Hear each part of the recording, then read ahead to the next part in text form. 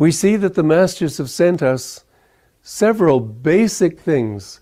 Kriya is the most basic of all. In addition to that, Master was trying his best, wanted to, thundered on the subject, create communities where people could live together, because it's much more difficult if you're always having to mix with worldly people. It's so much easier if you can mix with devotees.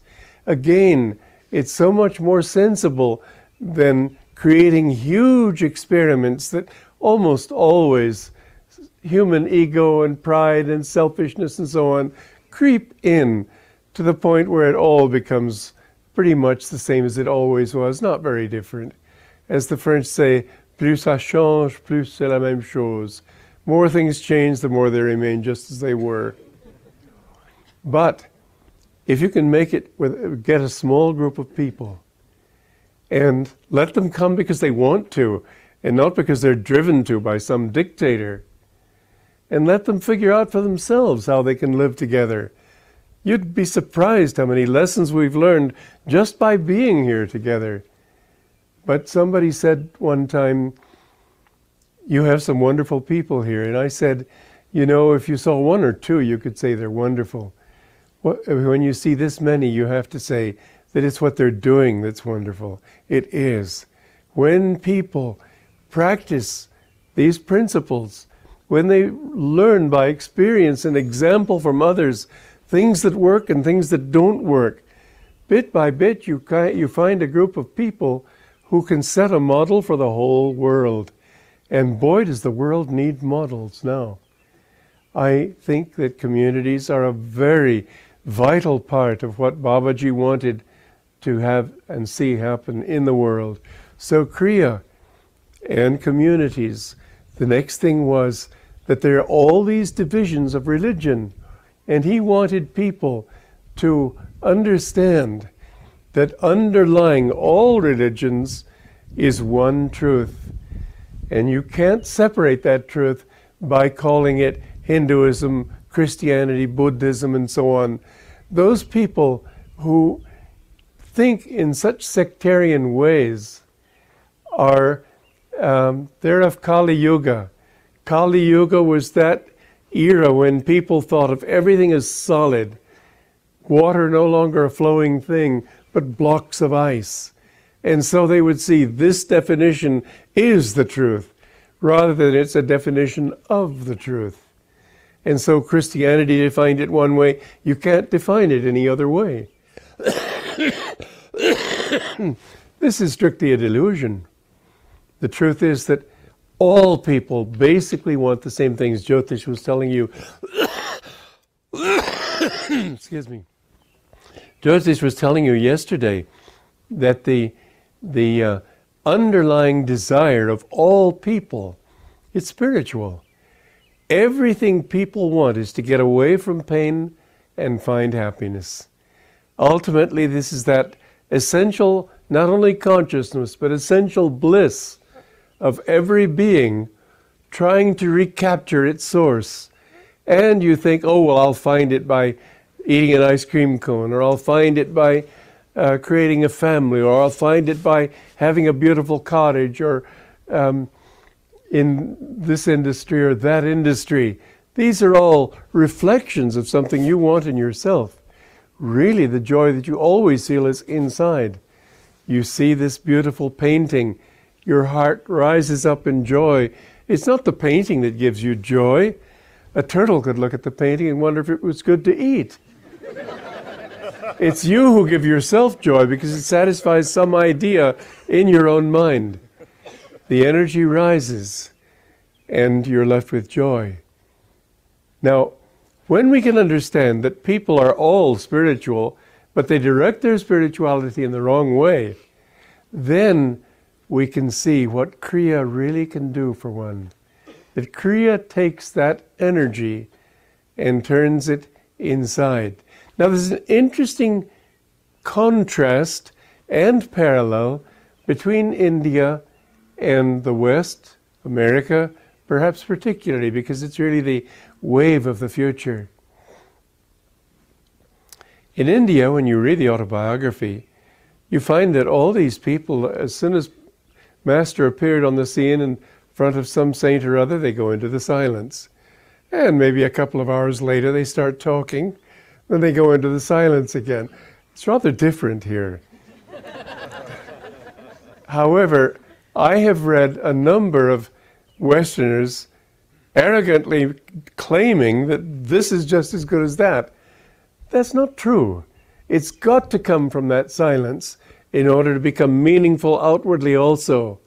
But the combination of the two is also very good. And this is something that India is learning, and we're learning the other side. So that every day, I don't say meditate 18 hours a day like Ram Gopal Majumdar, for the simple reason that you wouldn't be meditating. You'd be sleeping. Master one time, Mrinalini, came to the breakfast table. He said, "You haven't meditated together." She said, "Sir, I meditated a whole hour." He said, "You should have meditated half an hour." He didn't mean the less you meditate, the better. He meant that he wanted her to meditate with concentration. When you meditate with full concentration, then even, I know he said to Dr. Lewis one time, "Well, you're pretty well set now. Just do 1 or 2 kriyas, that's enough." Because with full concentration, you can get that joy just by sipping a little bit, by reminding yourself. You can't make absolute rules on these.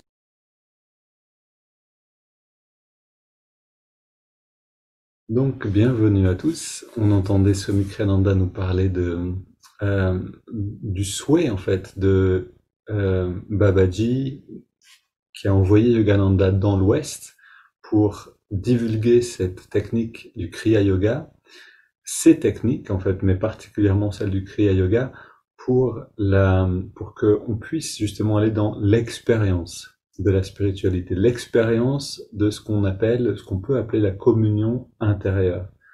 Cet état de conscience plus large qui équivaut à l'état aussi de méditation, simplement un état qu'on ne peut pas créer, mais qu'on peut simplement retrouver. Donc, on va commencer pour aller vers cet état avec la pratique de Yogoda. Ça, c'est un cadeau de Yogananda. Littéralement, c'est lui qui nous a donné cette technique. Et je rappelle que pour apprendre cette technique, vous avez la liste des lectures Apprendre Yogoda dans notre chaîne YouTube, que maintenant on ne va pas l'apprendre, on va passer à travers les différents mouvements.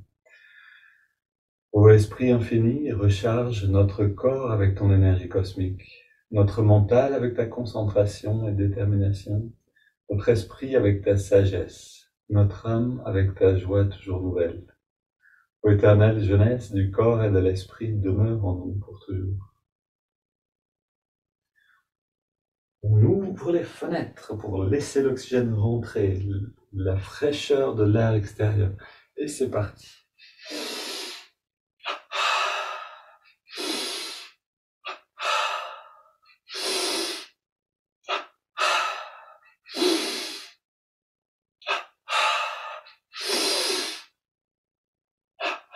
Alors on peut vraiment se servir de toutes les répétitions pour faire un crescendo d'intensité. Par exemple ici, on contracte vers l'arrière, vers l'avant. On peut augmenter à chaque fois qu'on recommence le geste légèrement l'intensité de chaque contraction. Pour sentir qu'il y a un moment, on arrive au maximum. C'est quand on arrive à ce maximum, à cette vibration, que le corps se recharge le mieux en énergie. Mollet gauche, avant-bras gauche, cuisse, biceps.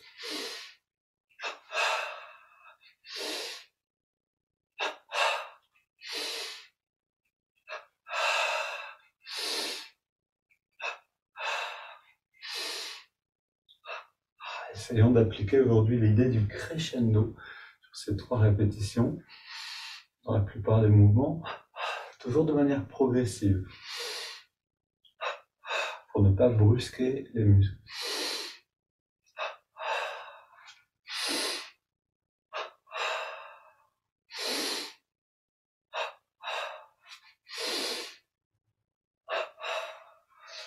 Deux côtés ensemble.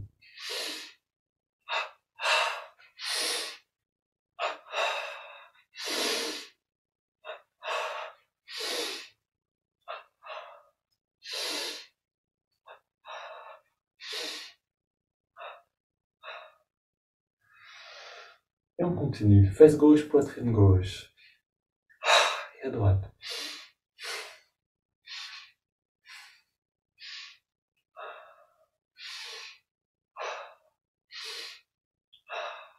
Lombaire.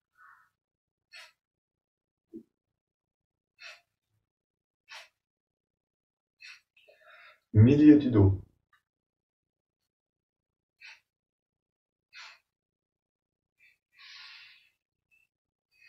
Le haut du dos au niveau des omoplates.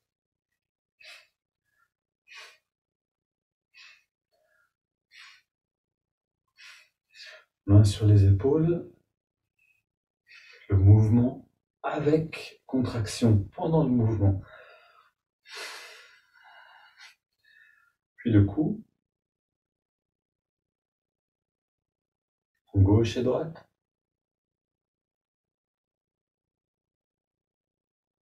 Et la nuque.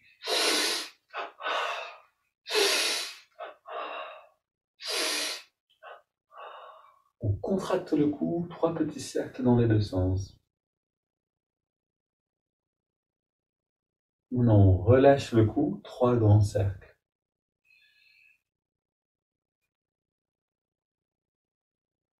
Puis, bras tendus vers le sol, poing fermé, twist. Tu bats de la colonne.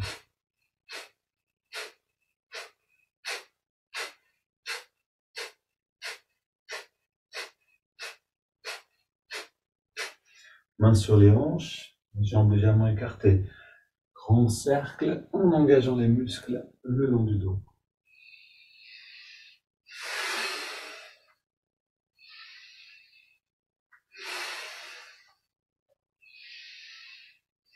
Puis on pousse vers la gauche et vers la droite.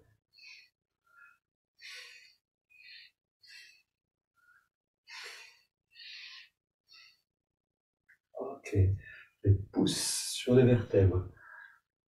Inspire, on arrondit, expire, on creuse. On sent le mouvement de chaque vertèbre. On monte à chaque fois un petit peu.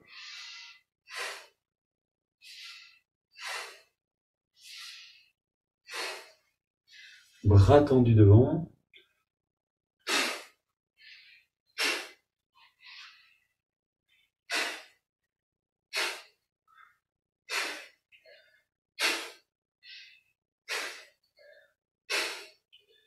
Et on vient tapoter sur la tête avec les poings fermés.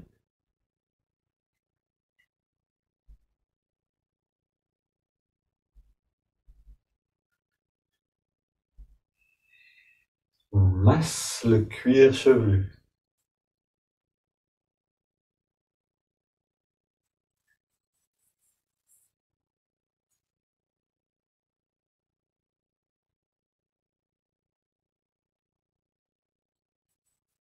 Insistez bien sur les endroits qui bougent moins ou qui sont un peu douloureux. Trouvez-les. Et puis, on ouvre le passage de l'énergie dans la nuque. 3 cercles dans les deux sens. On baisse la tête, on inspire, on contracte.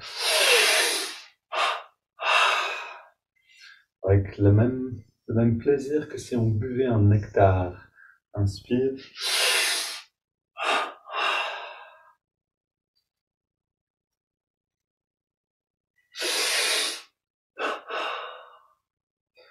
Et on contracte les biceps.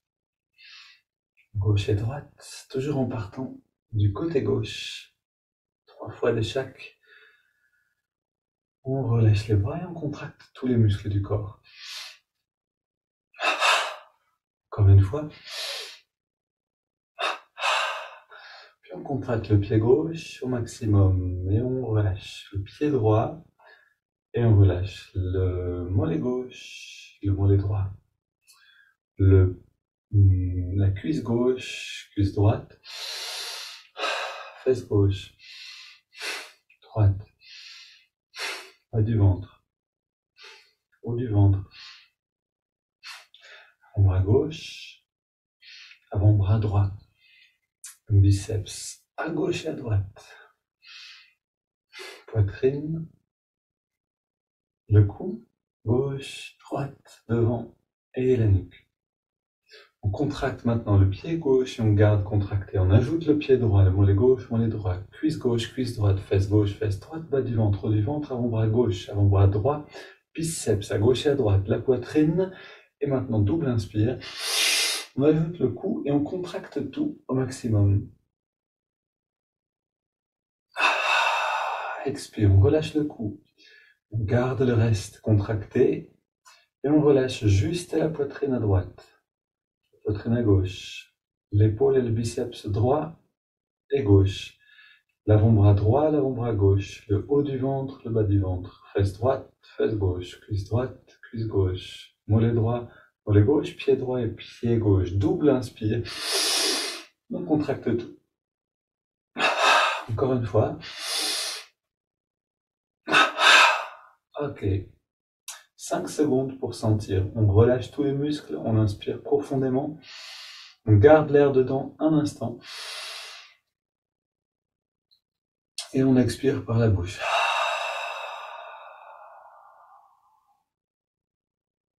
Et on sent le réchauffement du corps, on sent le changement de densité, de sensation à l'intérieur. On sent le corps comme plus dense, plus plein, plus présent. Et on continue. Inspire, on ramène, expire, on ramène vers le bas. Effort dans les deux sens. Et seulement quand on relâche, une petite détente. Ici, c'est différent. Inspire, on contracte en écartant. Expire, on relâche.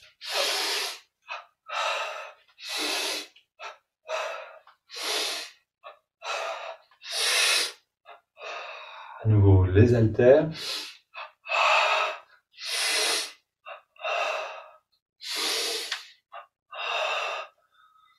Petit cercle, bras et épaules contractés, poings fermés.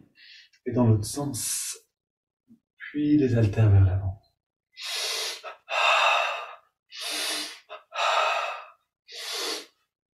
On ouvre et on ferme les mains.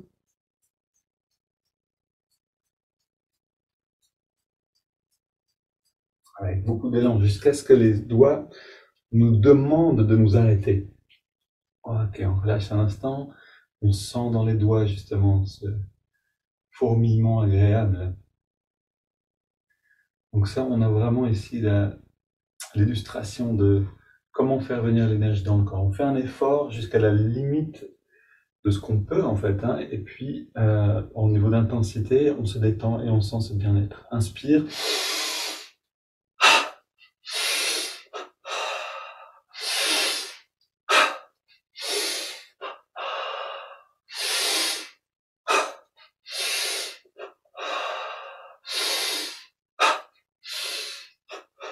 Et donc c'est simple, si vous voulez avoir de l'énergie pendant la journée ou dans votre vie de manière générale, on doit faire des efforts. C'est simplement en prenant goût à cet effort-là, puis à la détente et au bien-être qui en résulte, qu'on va garder un niveau d'enthousiasme et d'énergie suffisamment élevé pendant toute notre vie.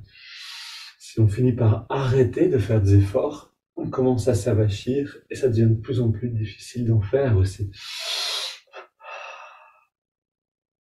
Ok, on inspire, on respire profondément en marchant et on affirme, je suis positif, énergique, enthousiaste. On garde le regard redressé pour répéter cette affirmation intérieurement. Je suis positif, énergique, enthousiaste. Que le mental et le corps travaillent ensemble pour amener ce dynamisme. Puis on court sur place.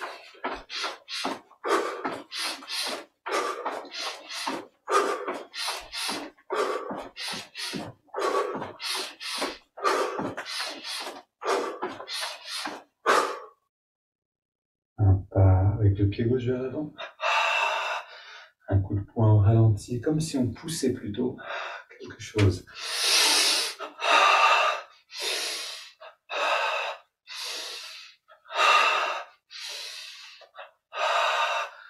Ok, inspire, on soulève derrière, comme si c'était un poids consistant.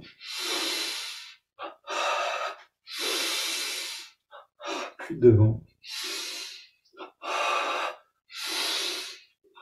On soulève un peu plus à chaque fois.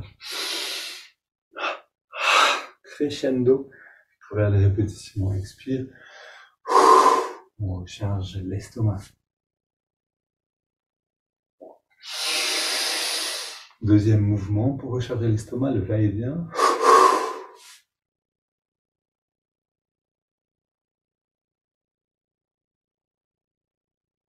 Et on recommence. Poussez bien le ventre vers l'extérieur également. On le fait rentrer, puis on le pousse vers l'extérieur.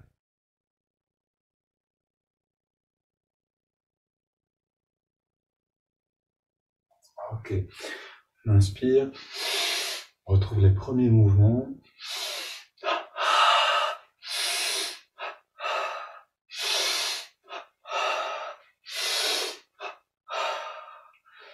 Main sur les hanches.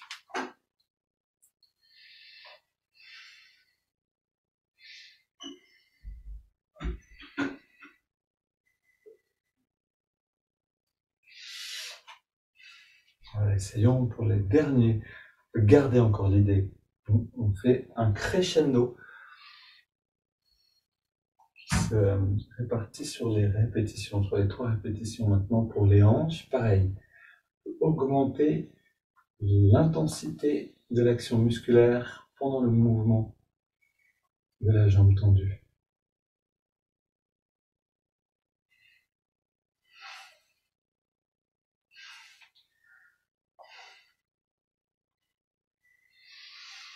Puis maintenant on relâche tout, bras tendus devant, et on inspire dans la détente, on ramène les mains vers la poitrine. Expire vers l'avant.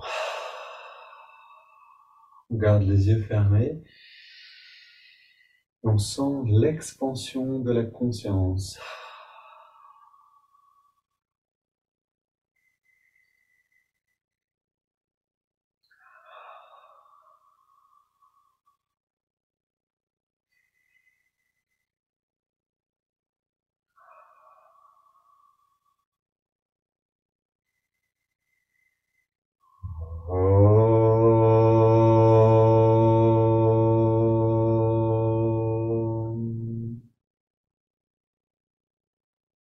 On relâche les bras, on garde les yeux fermés juste quelques instants pour profiter de tous ces effets-là, de les intégrer.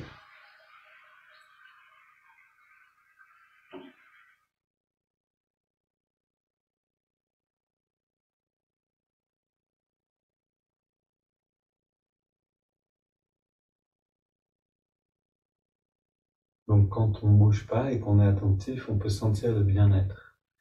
Maintenant, on va s'asseoir, emmenons ce bien-être avec nous, ne perdons pas une goutte sur le chemin.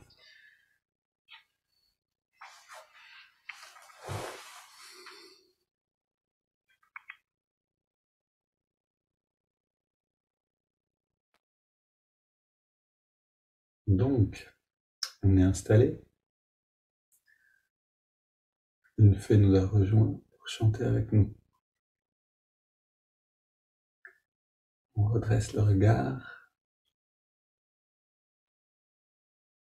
On sent cette détente à l'intérieur.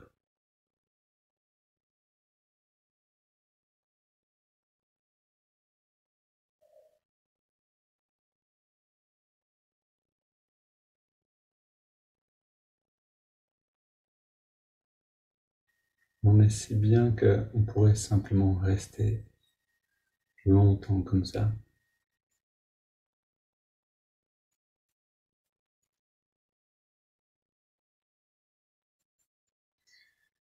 On va entrer dans les techniques de concentration, des techniques pour apaiser le mental, avec un chant, avec le même chant qu'on a chanté hier. Donc je vous ai posté les paroles, encore une fois, dans le chat, la boîte de dialogue.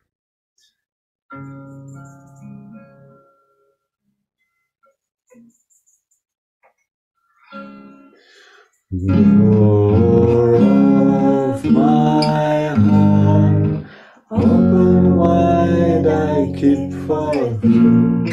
Door of my heart, open wide, I keep for thee. Will thou come, just for once come to me? Will thou come, just for once come to me? Will my days fly away without seeing thee, my Lord? Will my days fly away without seeing thee, my Lord? Night and day, I look for thee, night and day. Night and day, I look for thee, night and day. Porte de mon cœur, grande ouverte, je te garde.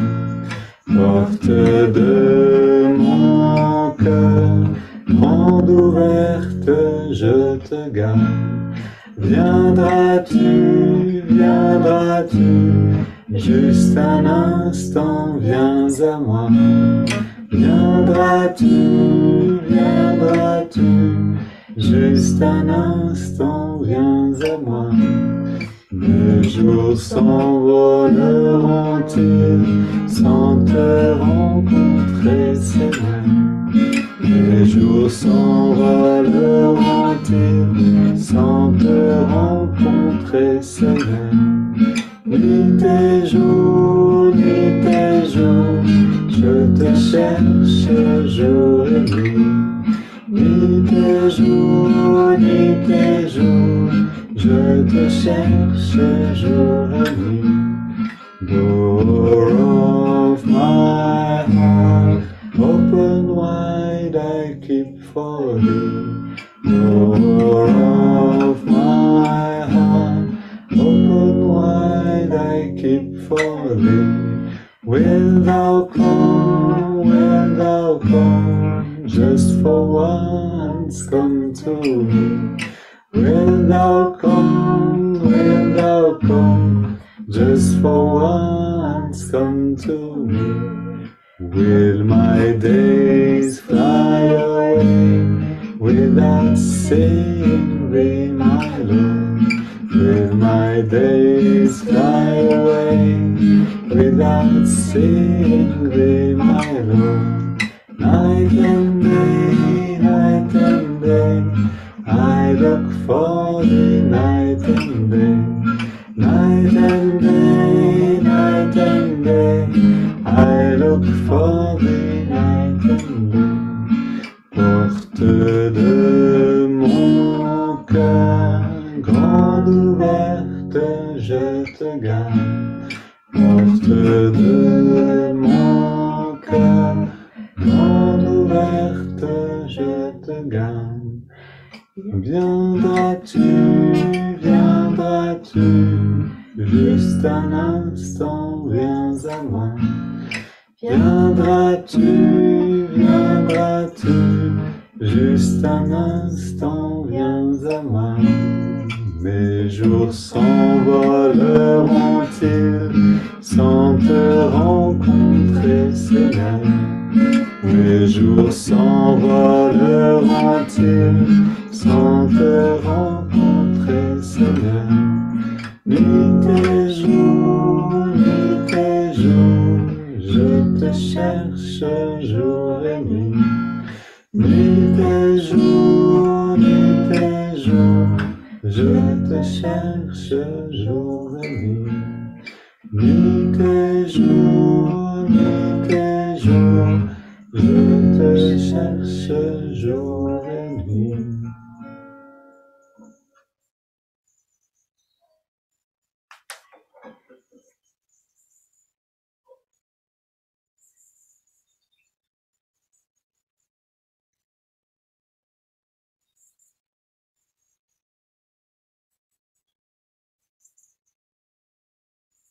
Nous prenons le temps de goûter à ce réchauffement du cœur.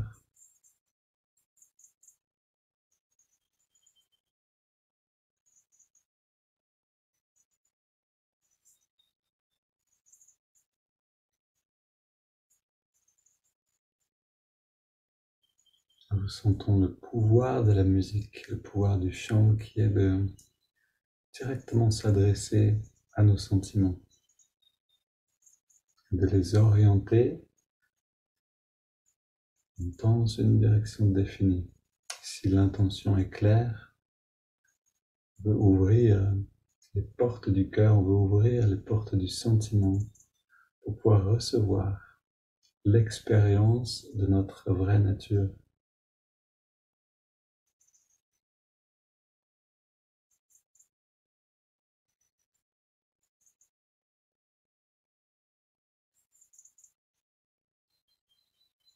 Puis on respire plus profondément.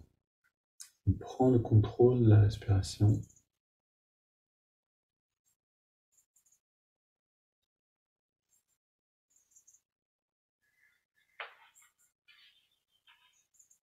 On respire avec toute l'amplitude des poumons, sur l'inspire et l'expire, et on sent le ventre qui sort à l'inspire, qui rentre à la fin de l'expiration.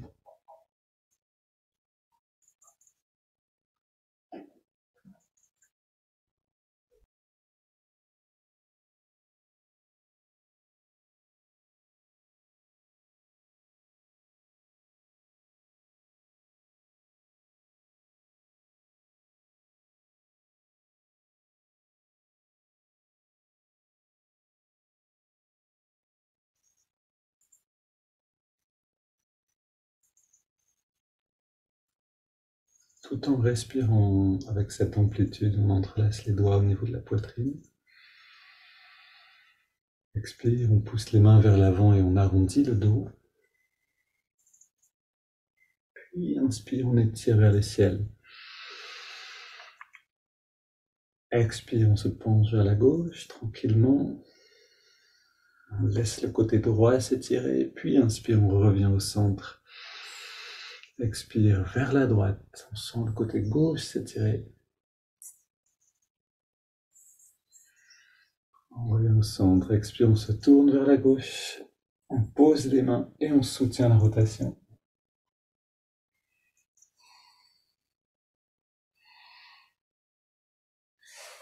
On revient au centre, inspire vers le ciel, expire, on se tourne vers la droite, on pose et on soutient à nouveau.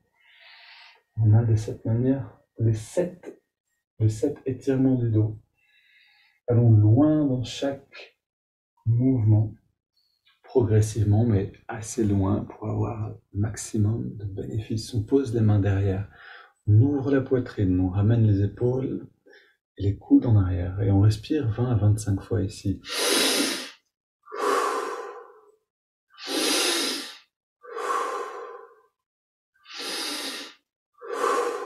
Essayons de prendre la position de l'observateur. On laisse le corps respirer profondément.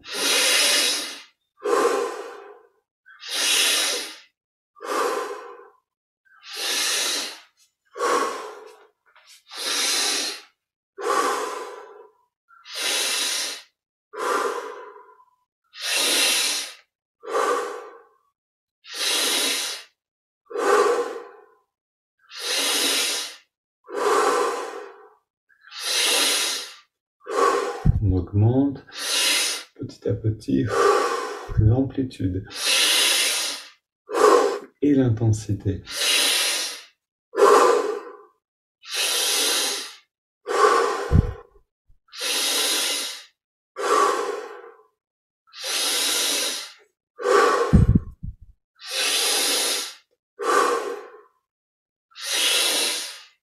Cinq dernières pour saturer d'oxygène et d'énergie.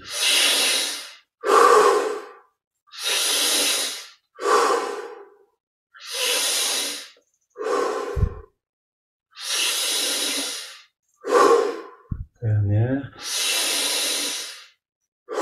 Et on revient au centre. On pose les mains sur les cuisses, paumes vers le ciel, le dos redressé, tous les muscles détendus. On inspire lentement et profondément. On garde l'air à l'intérieur, on détend bien tous les muscles, et puis on laisse l'air sortir sans faire aucun effort. Puis on s'arrête simplement de respirer, et on laisse toutes les sensations intérieures émerger, devenir visibles.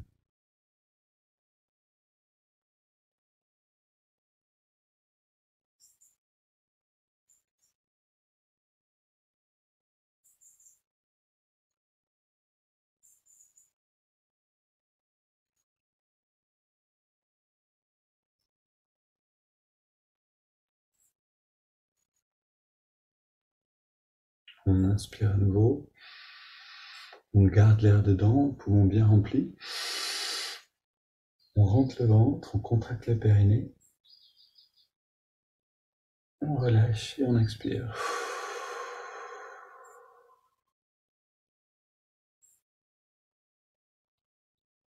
Quelques secondes pour s'installer dans cette autre conscience de nous-mêmes. Si on compare la conscience de soi, c'est-à-dire vraiment du corps et de l'énergie qu'on avait avant de commencer tout ça et maintenant, elle est très différente. Alors on prend le temps d'intégrer cette différence, de prendre conscience.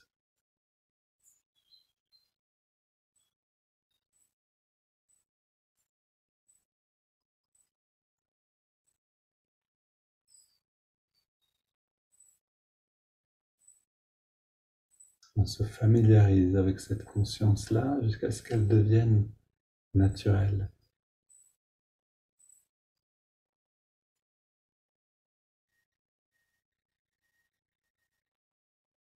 Puis on prend une double inspire. On serre les poings, on contracte les bras, les jambes, tous les muscles. Et on relâche à l'expire. Une dernière.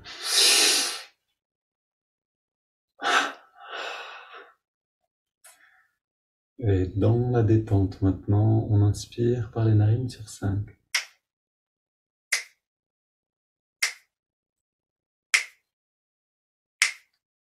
On garde l'air à l'intérieur. Même durée. Regard bien redressé, sans tension, et on expire sur la même durée.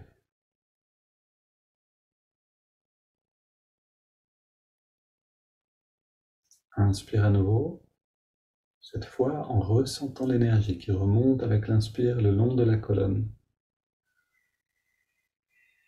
On garde l'air à l'intérieur et on sent ce courant qui vient jusque dans le lobe frontal, à la jonction des sourcils.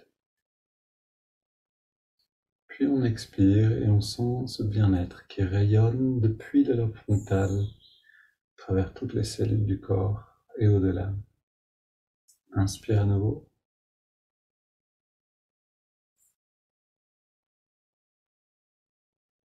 On garde l'air dedans.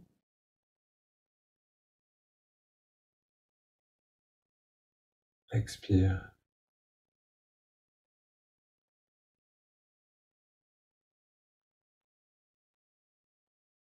Inspire. Vous pouvez toujours ramener la langue vers l'arrière et vers le haut. Donc Ketchari Mudra va augmenter l'effet de tout ce qu'on fait maintenant. On garde l'air dedans.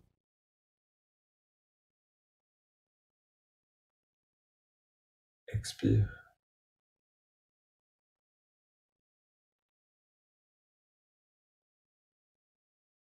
Un dernier cycle. Inspire.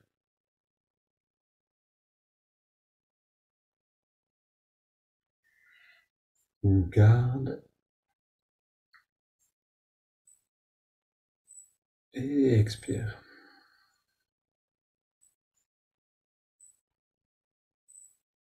On prend maintenant une grande inspiration par les narines. Puis on laisse l'air aller et venir sans plus contrôler le souffle. C'est le corps qui respire à son rythme.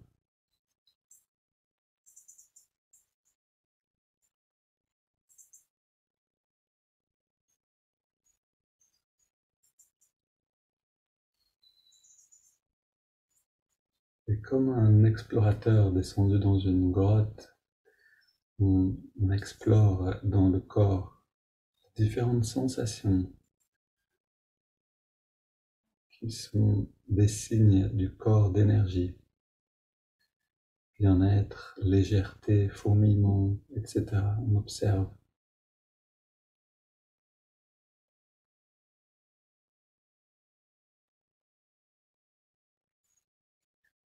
Dans cette intériorité, dans cette qualité de conscience, on écoute la suite de l'histoire d'hier. Donc vous vous rappelez que ce texte, c'est Yogananda qui parle de son expérience pour obtenir l'appui financier d'un Maharaja, donc un Indien qui a beaucoup de possessions, en tout cas à ce moment-là. Il devait passer une sorte de test devant des savants, des pandits, comme on les appelle, qui connaissent parfaitement les Écritures, pour voir si Yogananda était apte à communiquer des enseignements spirituels. Donc je continue le texte, juste un commentaire avant de continuer. Justement, donc la thématique de cette semaine, c'est le contraste ou la différence entre la connaissance, donc l'expérience directe, et la croyance. Et ce texte illustre justement ce contraste entre une connaissance directe, ici celle d'un yogi, donc de Yogananda, et la connaissance théorique d'un savant. Et souvent, on confond un petit peu les deux. On se dit que si on sait quelque chose, parce qu'on l'a lu, on y a réfléchi, alors on en a fait l'expérience, mais c'est très différent. Donc je continue le texte ici.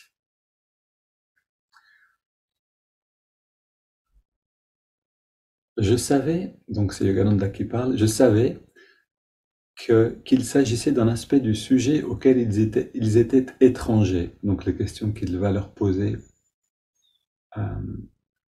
ils ne les connaissent sans doute pas, ils connaissent sans doute pas la réponse. Même si les Écritures elles-mêmes insistent sur la nécessité pour chacun de connaître la vérité par l'expérience. Je leur ai donc posé une question à laquelle je savais qu'ils n'auraient pas la réponse. Les Écritures nous disent que la conscience a 4 aspects.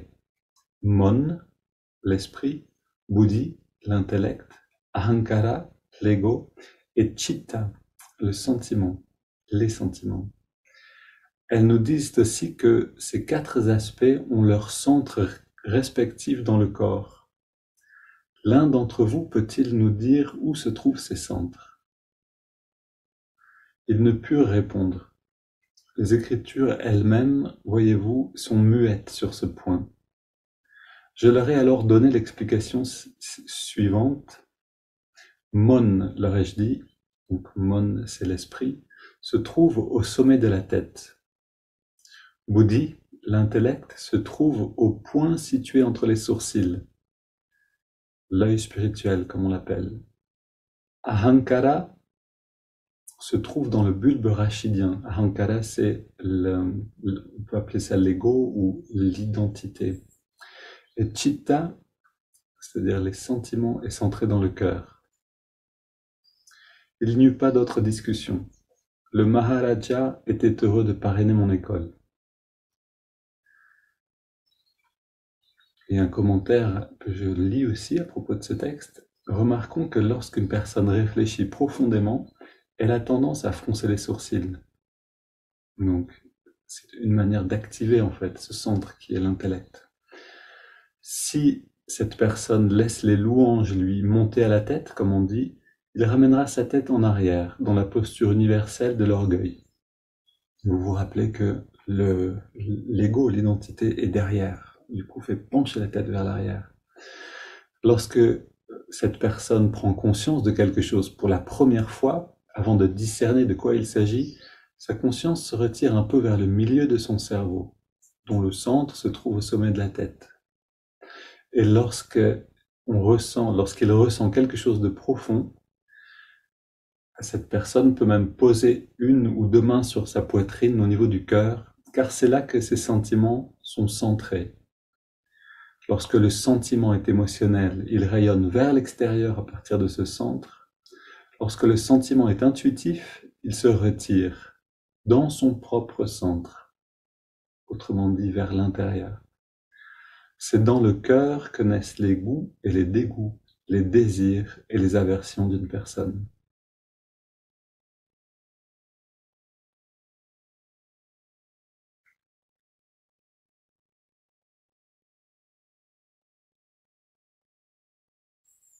Donc voilà une connaissance très concrète qu'on peut vérifier par nous-mêmes. Est-ce que quand on sent quelque chose, on le sent dans le ventre? Est-ce qu'on le sent dans le genou? Est-ce qu'on le sent dans le cœur? Est-ce que quand on réfléchit, on fronce vraiment les sourcils? Est-ce que vraiment il y a quelque chose qui vient là? Est-ce que quand on est orgueilleux, on a tendance à relever un petit peu le nez? Tout ça, on le voit dans l'expérience de la vie de tous les jours. Donc cette connaissance des yogis n'est pas réservée à l'Inde, à une tradition, à une religion ou quoi que ce soit. Elle est à la base et elle redevient maintenant universelle. Elle est simplement là pour tous ceux qui veulent faire l'expérience d'une conscience plus grande.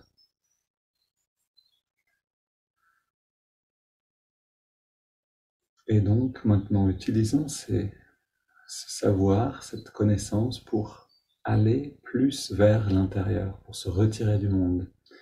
On amène l'attention dans les narines.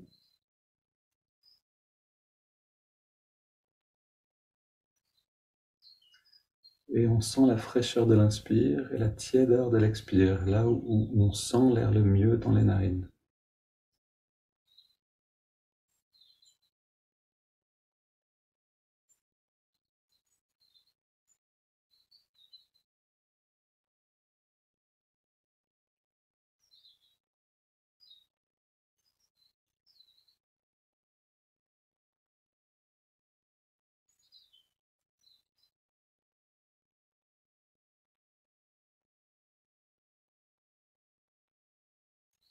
Et on entre en quelques respirations dans cette sensation fraîcheur, tiédeur.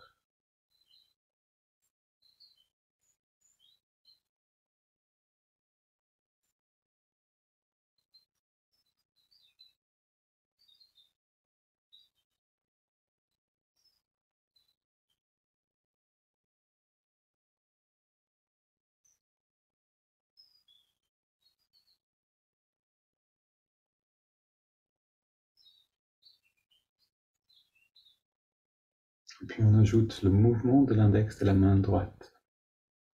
À chaque inspiration naturelle, l'index revient d'1 centimètre environ vers la paume de la main.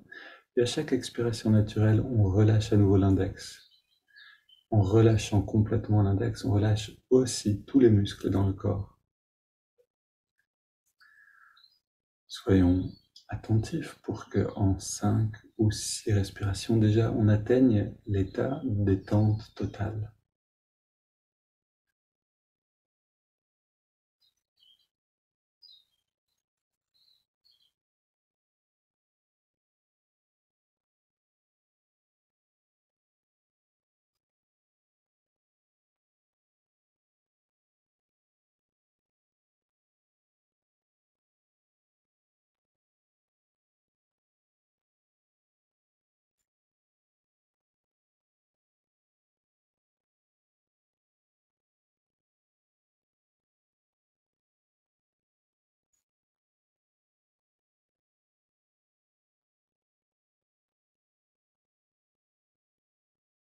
On a entendu aujourd'hui que ce n'est pas le temps passé à méditer qui est important, mais c'est la qualité de l'effort de la méditation, la qualité de la présence.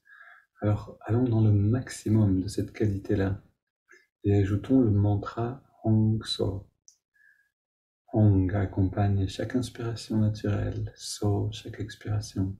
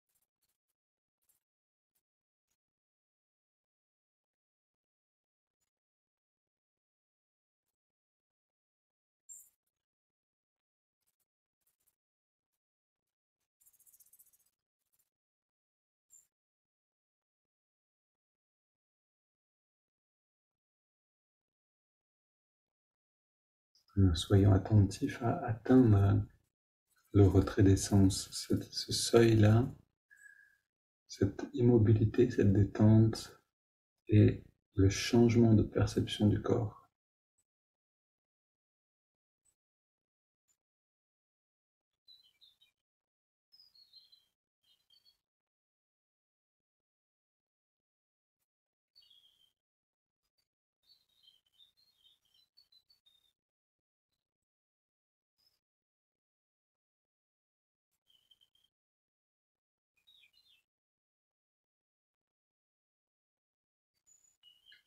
Puis on inspire profondément par les narines et on expire en 3 fois par la bouche. On s'arrête un instant de respirer et on touche au calme qui est derrière la respiration.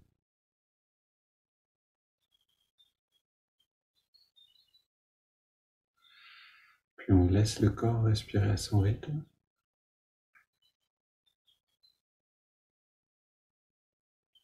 Et on abandonne les techniques.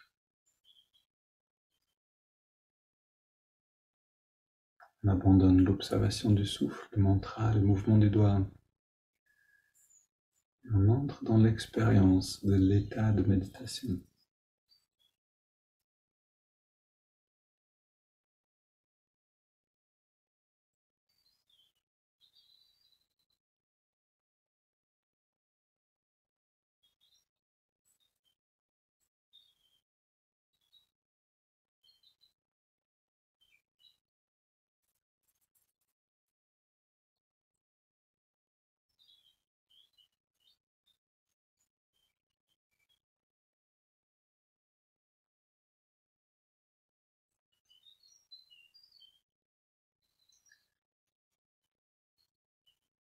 Et comment rester présent? On reste présent si on peut observer les changements.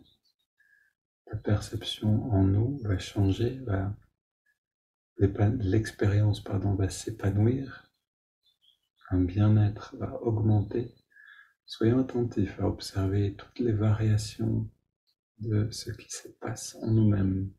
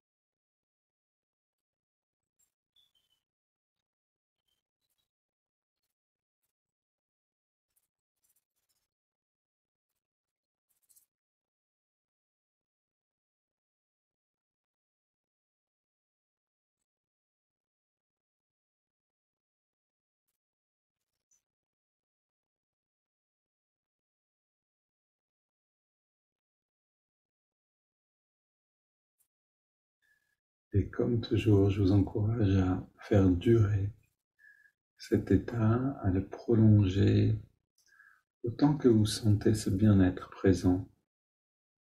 Et quand naturellement cette expérience disparaît, alors emmenez cette qualité dans les mouvements, dans les premières actions de la journée.